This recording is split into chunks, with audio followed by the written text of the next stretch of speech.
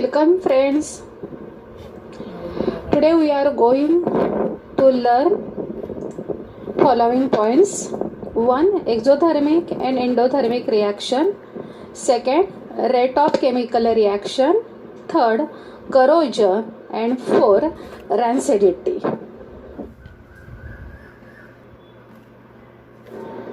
परवा तुम्हाला पाठवलेल्या रेडीमेड व्हिडिओमध्ये तुम्ही टाइप्स ऑफ रिॲक्शन पाहिल्या बरोबर.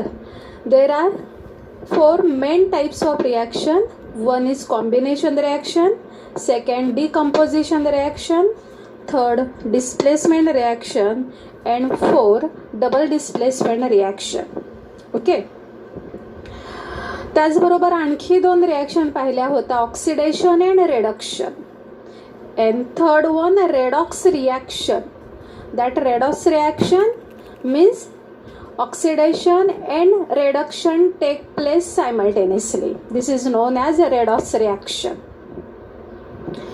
As well as today we are seeing also 2 types of reaction. One is exothermic reaction and 2 endothermic reaction. Okay.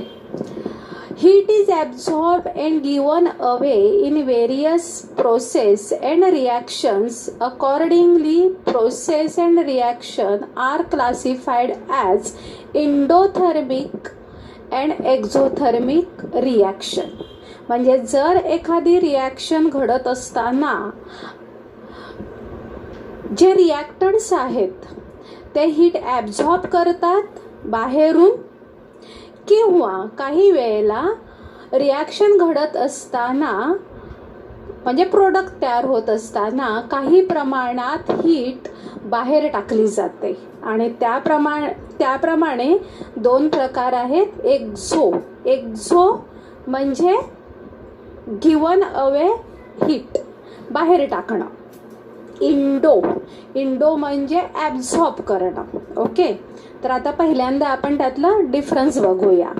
Exothermic reaction, the reaction in which heat is given away when the reactants are transform into the product. म्हणजे ही reaction घडत असताना heat जी आहे ते heat बाहेर टाकली जाते. Okay, endothermic, the reaction in which heat is absorbed from surrounding is called endothermic reaction. Second point of exothermic, the temperature of resulting solution is increases.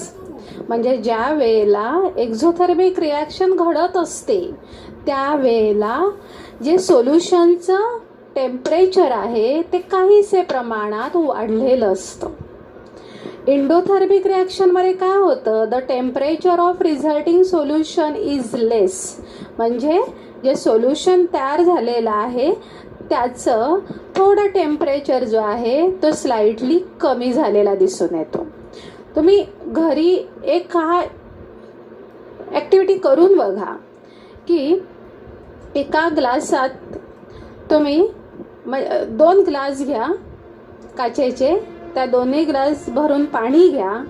एकामध्ये वॉशिंग सोडा टाका आणि एकामध्ये मीठ टाका, खाण्याचे मीठ, आणि विरघळू द्या. आणि दोन्ही जे ग्लास आहे त्या ग्लास हातात धरून बघा तुम्हाला कोणतं गरम वाटतं आणि कोणतं थंड वाटतंय. ते आहे त्या टेम्परेचरपेक्षाही एकाचं टेम्परेचर थोडंसं वाढलेलं वाटतं, गरम वाटतंय, आणि एक ग्लासातलं पाणी आहे त्याचं टेम्परेचर जे आहे ते तुम्हाला कमी झालेलं वाटतंय. ओके. इथे पण काही एक्झाम्पल दिलेले आहेत. Calcium oxide plus H2O gives calcium hydroxide, आणि याच्यामध्ये हीट लिबरेटेड होते, बाहेर टाकली जाते. म्हणजे हे आहे एक्झोथर्मिक. आणि एक्झोथर्मिक होत असताना टेम्परेचर सोल्युशनचं वाढतंय. म्हणजे तुम्ही जे वॉशिंग सोडा जो आहे जो गरम वाटतोय तो झाला exothermic reaction. Endothermic, calcium carbonate plus heat gives calcium oxide plus carbon dioxide. म्हणजे एंडोथर्मिक रिॲक्शन होत असताना सोल्युशनचं जे टेम्परेचर आहे ते टेम्परेचर कमी झालेलं वाटतंय, म्हणजे तुम्ही ज्याच्यामध्ये मीठ टाकलेलं आहे त्या मिठाचं द्रावण थोडंसं थंड वाटतंय, तर ती झाली endothermic reaction. Okay, now see next point, rate of chemical reaction. Rate of chemical reaction means speed of chemical reaction. काही रिॲक्शन घडून येण्यासाठी कमी कालावधी लागतो, म्हणजे त्याला आपण फास्ट रिॲक्शन म्हणतात. आणि काही रिॲक्शन हळू घडून येतात, जास्त कालावधी लागतो तिला पूर्ण होण्यासाठी, म्हणून त्याला स्लो रिॲक्शन असं म्हटलं जातं. ओके, तर इथे काही एक्झाम्पल दिलेले आहेत आणि त्यावरनं तुम्हाला क्लासिफाय करायचं आहे की कोणती स्लो रिॲक्शन आहे आणि कोणती फास्ट रिॲक्शन आहे. Okay, 1. Cooking gas start burning on ignition, fast reaction, लवकर घडून येते. Iron articles undergo rusting, slow reaction, कारण गंजणे जी क्रिया आहे, लोखंडाचे गंजणे, त्याला जास्त वेळ लागतो, so this is slow reaction. Erosion of rocks take place to form soil, slow reaction. Alcohol is formed on mixing yeast in glucose solution under proper condition. This is also slow reaction. Effervescence is formed on adding baking soda into a test tube containing dilute acid. It is fast reaction. अगदी आपण लिंबाचं सरबत बनवलेलं आहे आणि त्याच्यामध्ये थोडंसं चिमूटभर आपण सोडा टाकल्यानंतर जसे एफरवेन्सेस बाहेर येतात पटकन, त्याला आपण फास्ट रिॲक्शन म्हणतो. A white precipitate is form on adding diluted sulphuric acid to barium chloride solution. This is also fast reaction. Okay,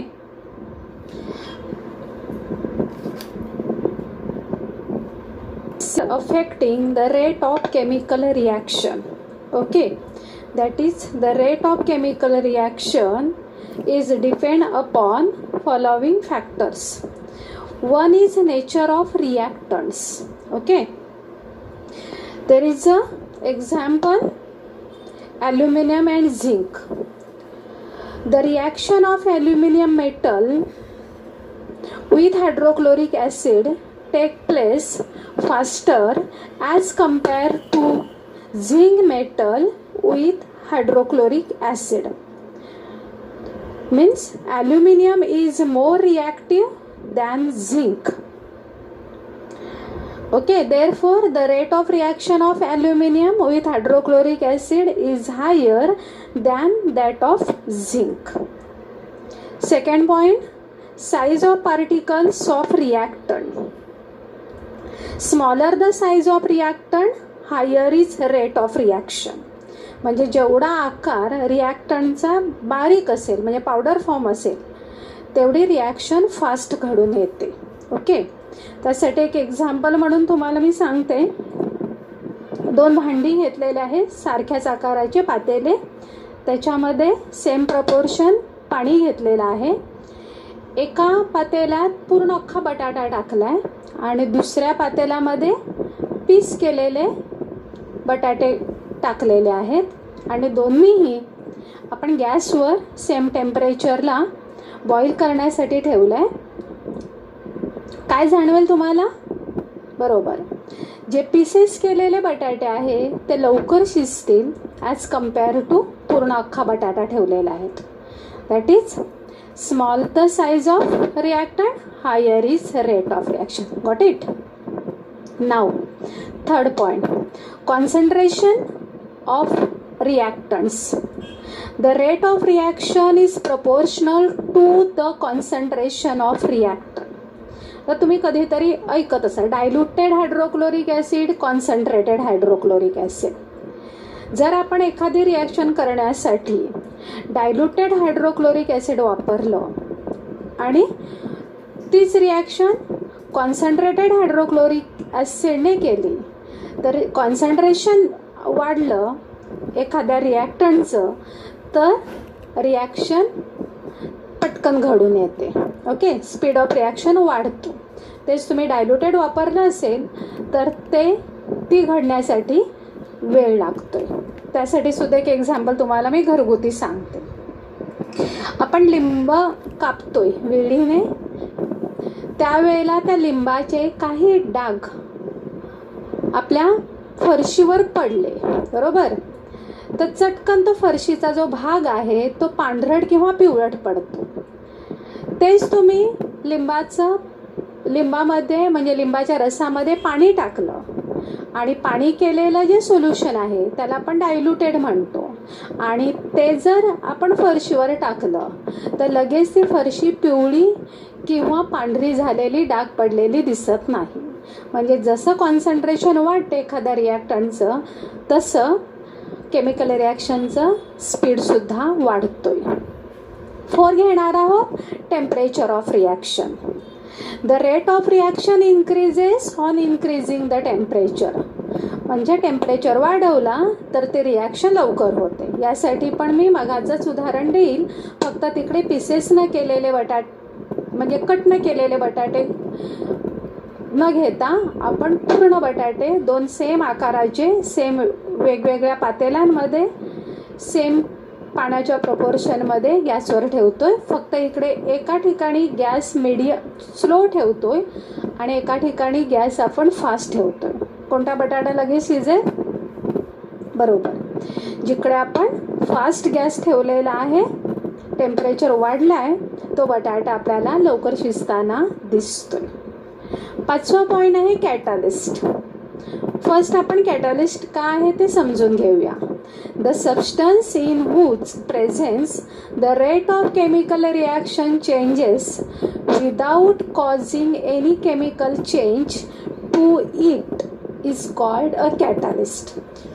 म्हणजे एखादा असा काही पदार्थ ज्या पदार्थाच्या उपस्थितीमुळे केमिकल रिॲक्शन लवकर घडते, परंतु त्या पदार्थामध्ये कोणतेही केमिकल चेंज दिसून येत नाही, अशा पदार्थाला कॅटलिस्ट असं म्हटलं जातं. म्हणजे पूर्वीच्या वेळेला प्रेशर कुकर वगैरे नव्हते, तेव्हा कडधान्य वगैरे शिजवण्यासाठी कडधान्याची भाजी, पण त्याच्यामध्ये थोडासा पपईचा तुकडा टाकायचे किंवा नागवेलीचं पान टाकायचे. त्या पपईच्या तुकड्यामुळे किंवा नागवेलीच्या पानामुळे ते कडधान्य किंवा डाळ लगेच शिजायची, आणि भाजी झाल्यानंतर त्या पपईचा तुकडा किंवा नागवेलीचं पान काढून टाकायचे. त्याचं प्रमाण अतिशय कमी असायचं, कारण ती भाजी करायची नाही. भाजी फक्त आपल्याला कडधान्याची करायची आहे, त्याला शिजवायचं आहे. म्हणजे ते नागवेलीचं पान किंवा पपईचा तुकडा कॅटलिस्ट म्हणून काम करायचं, की ज्याच्यामुळे रेट ऑफ केमिकल रिॲक्शन वाढतोय. ओके, आता ह्या एक एक्झाम्पल दिलेला आहे आपण, केमिकल एक्झाम्पल. पोटॅशियम क्लोरेट याला आपण हीट दिली तर त्यापासून पोटॅशियम क्लोराईड तयार होतं आणि ऑक्सिजन रिलीज होतोय. ओके,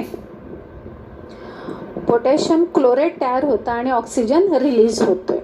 आता ही रिॲक्शन घडून येण्यासाठी खूप टेम्परेचर द्यावं लागतं, पण हे कमी टेम्परेचरला घडून येण्यासाठी आणि लवकर ही रिॲक्शन घडण्यासाठी त्याच्यामध्ये मॅग्नीज डायऑक्साईड हे कॅटलिस्ट म्हणून वापरले जाते.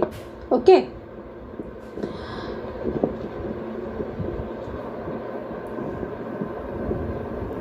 सिमिलरली हायड्रोजन पेरॉक्साईडचं डिकम्पोजिशन होऊन वॉटर आणि ऑक्सिजन मिळवण्यासाठी सुद्धा मॅग्नीज डायऑक्साईड कॅटलिस्ट म्हणून यूज केलं जातं. अजून एक एक्झाम्पल सांगता येईल की व्हेजिटेबल ऑइलचं रिडक्शन करून हायड्रोजनेटेड ऑइल मिळवण्यासाठी रेनिनिकेल हे कॅटलिस्ट म्हणून वापरले जाते. Okay, let's see last point of this chapter, corrosion and rancidity. Corrosion, the oxidation of metals due to various components of atmosphere is known as corrosion. Here is one example: iron that get oxidized to form iron oxide, and a reddish colored layer is collected on iron called rust. Okay, and the chemical formula of rust is Fe2O3.H2O. Now this corrosion is one of the oxidation reaction. Okay, that oxygen gas reacts with metals like iron, copper, silver. Okay, we are going to study about it in next chapter. Now last point, rancidity. When we use old leftover cooking oil for making food stuff, it is found to have foul odor is called rancidity. Rancidity म्हणजे खवटपणा. एखादा पदार्थ तळलेला पदार्थ खूप दिवसांनी खाला, for example एखादी चकली किंवा wafers खाल्ले, किंवा एखाद्या अशा साध्या दुकानातून आणले असेल आणि आपण ते खाल्ले, तर एक वेगळा असा वास पण येतो विशिष्ट, आणि खाल्ल्यानंतर घशामध्ये खवटपणा खवखवतोय, त्यालाच आपण रॅन्सिडिटी असं म्हणतो. कधी कधी असा खवटपणा खूप दिवस उरलेल्या शेंगदाण्यांमध्ये किंवा खोबऱ्याच्या वाटीमध्ये सुद्धा आपल्याला ते खाल्ल्यानंतर खवटपणा जाणून येतोय. ओके, आता एकतर कमी प्रतीच्या किंवा राहिलेल्या तेलामध्ये जर काही पदार्थ तळले असतील किंवा खूप दिवसाचं तेल आहे आणि त्याच्यामध्ये एखादा पदार्थ तळला, तर त्याच्यामध्ये आपल्याला तो खवटपणा जाणून येतो. आणि दिस रॅन्सिडिटी इज ऑल्सो ऑक्सिडेशन रिॲक्शन, म्हणजे त्याचंच त्या तेलाचं ऑक्सिडेशन झाल्यामुळे तो खवटपणा त्या तेलामध्ये येतो. आता हे ऑक्सिडेशन रिॲक्शन म्हणजे रॅन्सिडिटी जर आपल्याला त्याचं प्रतिबंध करायचं असेल तर काही इथे मेजर्स म्हणजे उपाय दिलेले आहे. बाय युझिंग अँटीऑक्सिडंट्स, म्हणजे काही अँटीऑक्सिडंट्स वापरले. फॉर एक्झाम्पल आपण काही लेज किंवा वेफर्स आणतो, त्याचे जर तुम्ही पॅकेट पाहिले तर म्हणजे ब्रँडेड कंपनीचे जर पॅकेट पाहिले तर ते अर्धेच फक्त भरलेले असतात आणि अर्ध्यामध्ये गॅस असतो, बरोबर ना. तो गॅस जो आहे तो नायट्रोजन गॅस आहे, म्हणजे nitrogen gas is use as antioxidant. Okay. Second, food stuff can be storing in air tight container. जे काही आपण बनवलेले पदार्थ आहे त्याचं ऑक्सिजन बरोबर होणारी रिॲक्शन जर थांबवायची असेल तर एखाद्या एअरटाईट कंटेनरमध्ये आपण तो पदार्थ सुरक्षित ठेवू शकतो. Okay. Now to solve full exercise activity given in this chapter like use your brain power, can you tell, do you know, अशा प्रकारचे सुद्धा क्वेश्चन्स जास्तीत जास्त सोडवण्याचा प्रयत्न करायचा आहे आणि send on personal contact number. Okay. Now and take care.